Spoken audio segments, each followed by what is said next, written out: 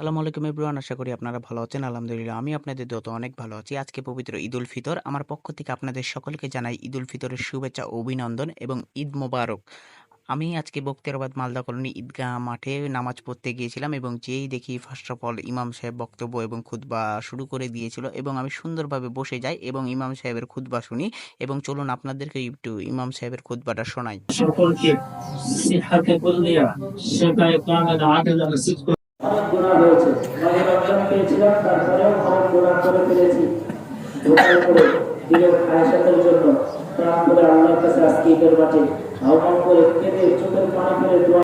ইমাম সাহেব খুব সুন্দরভাবে তার বক্তব্য দিচ্ছিল এবং আমরা সবাই মিলে তার বক্তব্য মনোযোগ সহকারে শুনছিলাম এবং আমরা সবাই মিলে বসেছিলাম, কেননা আর কিছুক্ষণ পরে জামাত শুরু হয়ে যাবে এবং আমরা নামাজে দাঁড়িয়ে যাব এবং আল্লাহর কাছে ফরিয়াদ করে দোয়া করব।